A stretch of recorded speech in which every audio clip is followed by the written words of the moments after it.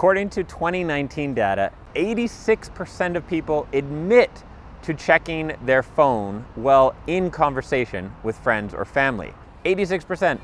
That includes people over 70 who probably don't have phones and at the very least can't see the screen. That basically means everyone.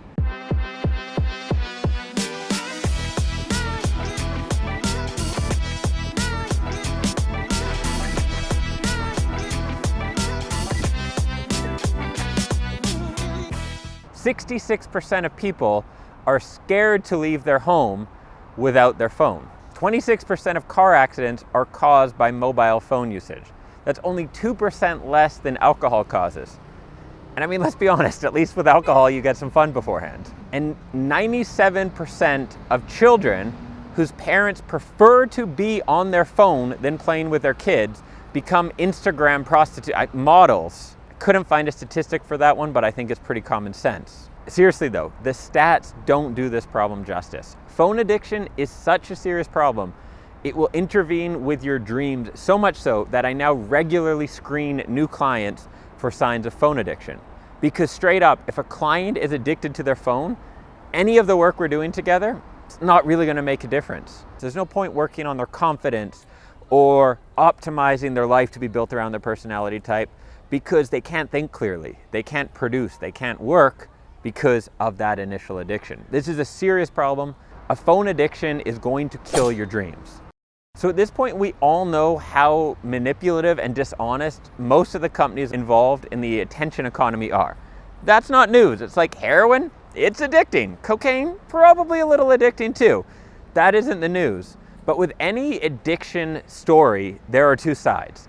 Part of it is a substance, and the other part of it is what's going on in your life. The American opioid epidemic did not come before people lost their jobs. People lost their jobs, they lost their purpose, they lost their family, and then the opioid problem happened. You may have already seen my video on human needs psychology. Put simply, we all have different human needs that we will do basically anything to meet. Some of these needs involve things like certainty or security, and uncertainty or adventure, some fun. But a big need, especially if you happen to be an NF personality type, is connection, the need to connect with other people. And research has shown that loneliness plays a massive factor in phone addiction. Whether it's loneliness or lack of purpose, or maybe we're trying to avoid something, perhaps avoid our purpose. I mean, how often do you fall into an addiction when you're trying to avoid something really big and important you need to do? But once you get started in that addiction, it tends to rewire how we think, which makes it more and more likely to go back to that addiction. My partner Gabby took a trip with a friend a little while back, and she told me after that this friend was on her phone the whole time. They'd be out for dinner, out for drinks, and her friend would be sitting there on her phone. I would think her friend maybe has some loneliness and she's using the phone as a way to meet that initially, but now she's on her trip with her best friend and she's still using it because the addiction has hijacked her mental circuits to a certain extent to make it more enjoyable to be there than in conversation. My partner, Gabby, she's probably not gonna wanna go on a trip with this friend again. I'm here in Serbia, and one of the things you notice is that whether you're out at a restaurant or walking through a park, people don't tend to have their phones out too much. Of course, if you go to the cool, trendy places where women are composed of 30% plastic, you certainly see a lot more phones out and people staring down at them. But in general, when you're in normal parts of the city, people are not staring at their phones. Even earbuds are very rare. And this isn't related to economics. It's not that people don't have phones here. Anywhere you go in the world, people have phones. You get them on discount, you get them on contracts. There are more phones in the world than there are toilets. Think about that for a little bit.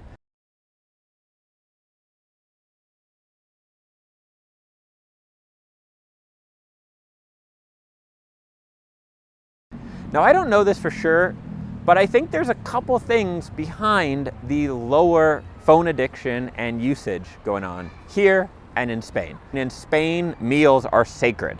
So to be on your phone during a meal would be disrespectful to everyone you're with, to the chef, to the waiter.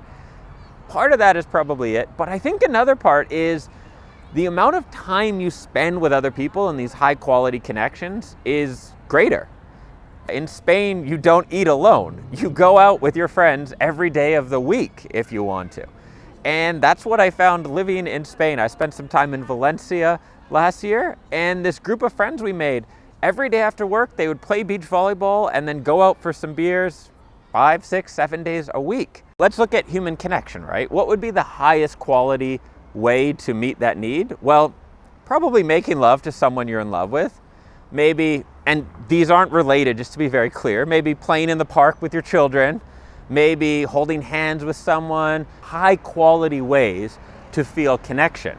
Versus low quality ways, like the lowest of low quality, would be things like scrolling Facebook. That is a very, very low need. Chatting or texting with people is a much lower quality way of meeting your need for human connection than real face-to-face interaction or even just picking up a phone.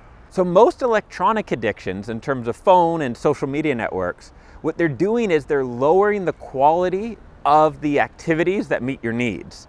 But they're doing so in a way where you lose some of that pressure to go out there and actually change your life. Going out is tough, right?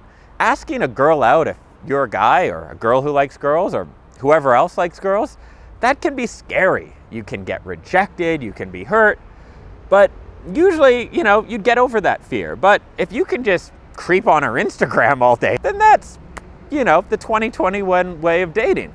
It's a much lower quality way of meeting that same need. And also very creepy, just to be clear here. A very high quality way of having connection is to go out and meet your friends for dinner. But going out for dinner is tough. You gotta shower, get dressed up, find a place to go, leave your house. I mean, that's difficult. You could just chat with them and send some GIFs back and forth and kind of meets your need for connection, right? The only problem is you're gonna feel lonelier and lonelier. And where before you could go out for dinner for 2 or 3 hours and fill up your fuel tanks. You could feel all that connection and be good for a few days maybe. Now you're meeting it in such a low quality way that you have to spend 6, 8, 10 hours a day on social media or chatting with people to feel that same level of connection. So fighting back against phone addiction is as simple as following my 3-step formula. Just kidding. Fighting an addiction is not necessarily going to be easy. It's going to take some work.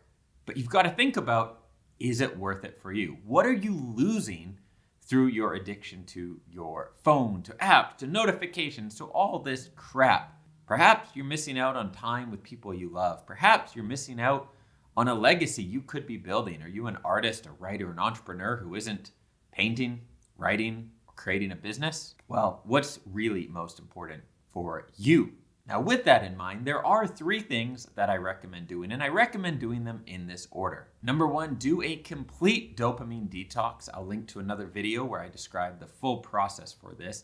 Take at least 24 hours, but 48 is a lot better, to be completely offline, off of your phone, off of electronics entirely is even better. Now, this is going to seem hard. It's like quitting unhealthy food or anything else. It will be tough, but if you go into it as a challenge, and I know you like challenges. If you go in as a challenge, I know you're going to do just fine. I've run this challenge with ENFP Unleashed members. Everyone who commits to it gets through it and comes out better on the other side. Number 2 is once you finish this phone detox, before you check all those messages you missed over the weekend, before you do anything like that, go through your phone and uninstall apps that have not been serving you. Turn off notifications for apps that you do need but do not want to be disturbing you. Whatever phone you are on, there is always an option now to just disable notifications entirely for apps. So they don't pop up in the drop down, they don't make noise, they don't tell you. You open the app, you see what's up, you don't open the app, they don't bug you. So first, uninstall what you don't need. You can disable built-in apps. So for instance, apps like Facebook and YouTube will usually ingrain themselves in your system because they paid off someone at the phone company. You can disable those so they don't show up, they do not work. Then, don't disable YouTube because that's how we're friends. Come on. But everything else, disable that. So disable, turn off notifications, uninstall, basically clean your phone up as much as possible. Another thing I recommend is using some kind of a digital balance tool. There are third-party apps, like I use one called Freedom. which works on computer and phone to disable certain apps, to limit your usage time, etc. Works really well. Most phones now as well have something built in where you can set limits and say, hey, I do not want to use these apps during this time. You do generally have to pretend you're a child and you're setting it up for your child, but that's okay. I mean, when it comes to phone addiction, we basically are children. So you set this up. Then what you could do, if you really want to be hardcore about it, is have your partner or friend or someone else know your password, but not you. So that in that moment where you think, I just want to check this, you can't. And it's fully disabled. So at this stage, you've maybe shaken off a bit of the addiction. You've set your environment up to be a lot healthier by disabling apps and notifications and all these things. The last thing you need to do is fill in the hole. What is the hole in your heart that led to that addiction on your phone? And I'm kidding, but not kidding here. I think a lot of the reason we watch YouTube or listen to podcasts might be about feeling some kind of connection with other people. I know when I first moved to Prague, I didn't really know anyone. I was feeling lonely. I listened to a lot more podcasts than I usually would. It was like, aw, Joe Rogan's my friend, right? This isn't a terrible thing, but you want to reflect on it and think, hey, what needs have I been meeting through my phone? Maybe how you spend most of your time is boring, and so you're playing games on your phone to stay stimulated. Well, what if instead of playing those games, now that they're all deleted and everything, you took on something in real life that was challenging and exciting? You filled in that time. If it is a case where you've been missing people, and the last couple of years probably haven't been ideal for that, right? So your phone addiction has went up more because it's been a way to connect with people.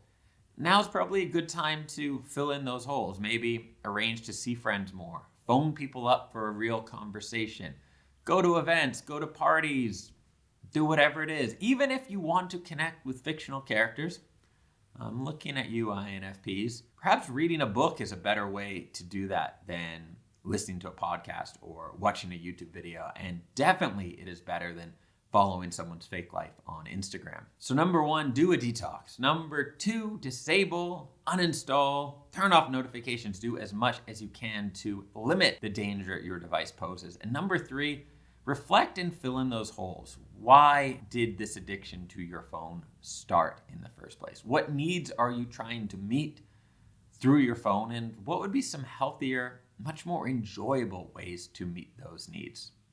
Thank you for watching. My name is Dan. This is Dreams Around the World. And my mission here is to help you create the best life possible for you and those you love. Even if sometimes it involves recommending you delete your YouTube app, which is where you're watching me here. I know I have a very self-destructive business model. It's not the smartest thing to do, but ultimately I have your best interest in mind before my own. Thank you for watching. I publish new videos every week, and I'll see you in the next one soon.